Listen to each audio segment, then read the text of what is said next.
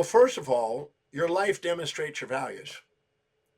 And if your son is demonstrating that he's filling his space with information relating to the topic of the business, spending the time spontaneously doing things around that, um, energized by doing it, enthused doing it, the money that they get is geared towards developing it.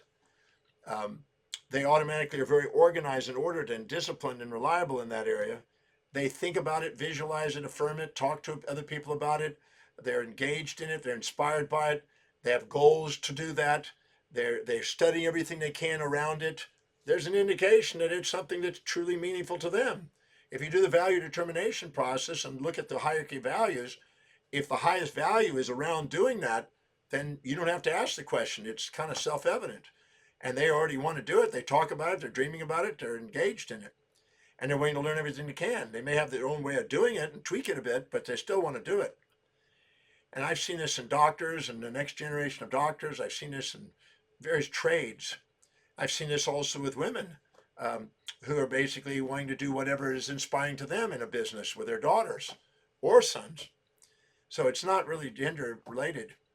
But if you find yourself being angry when they don't show interest and pushing them uphill, and you're fighting with them because you're having to keep motivating them and micromanaging them to do something, anytime there's a micromanager motivation, extrinsic motivation, it's a sign that they're not engaged.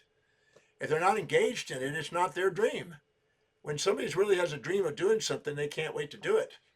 I met a great pianist, a world-class pianist who's been playing the piano, is 80 years old. He's now 81.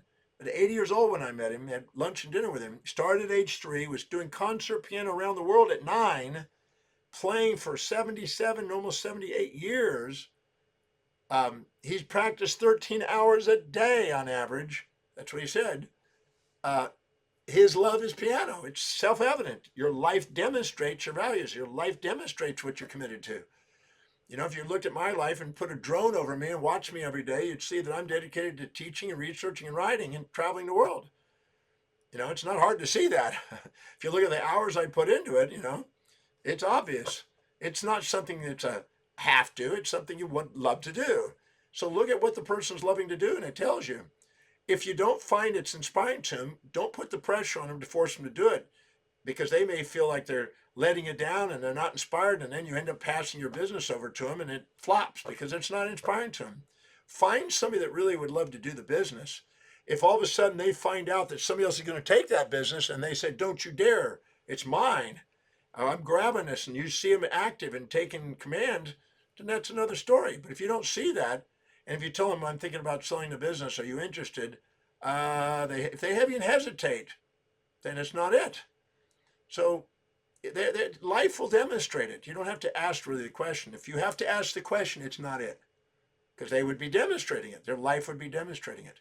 So don't force somebody to do something they don't want to do. That's why you want to ask, is this your dream or your kids' dreams? Your children's dreams?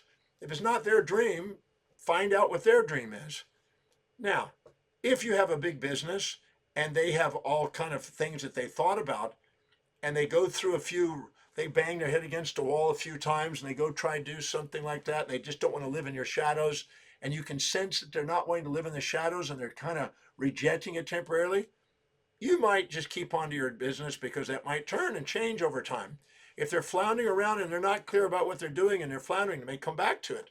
And then they've ruled all those other things because they don't want to be living in your footsteps and living in your shadow, if you will.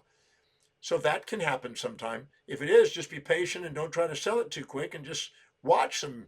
But at the same time, if you know that they're clear about what they want to do and it's obvious, then honor it. You know, you want your children's lives to live their life to the fullest. You want them to do what they love in life. But at the same time, you want to give them the opportunity to take over something that you think is great. But sometimes if you're highly infatuated with something in your life and you don't show the downsides, and you don't see what they see as far as some of the downsides of it, they may not be interested in what you're doing. So don't force it. You'll pay a price forcing it, because sometimes you'll sell it to somebody, force it to somebody, and then they'll destroy it. Then you watch it go down because their heart's not there. Remember, if they're not grateful for their job, they're not loving what they're doing, they're not inspired by the vision, they're not enthusiastically working, they're not, masterful in the skills and certain about their skills, and they're not present when they're doing it, it ain't it. That's not their calling. That's not what inspires them. But when you got those transcendental states, then you know it is. So if you have to ask the question, it's not it. But when you see it, you'll know it. They'll have it. They'll be self-evident. Their life will demonstrate it, and their hierarchy of values is revealed by that action. So hopefully that'll help you. But just know that make sure you're not projecting your dreams onto them and forcing them to live vicariously, or you're living vicariously through their dream. Sometimes the things you got wounds on, you try to push onto your kids and to try to prevent them from doing it or trying to be something you didn't make. I've seen people in sports that didn't make it big time and they want their kids to make it big time and they're forcing them to do it. Find out what their dream is and help them fulfill their dream. That way they'll appreciate you for you appreciating them.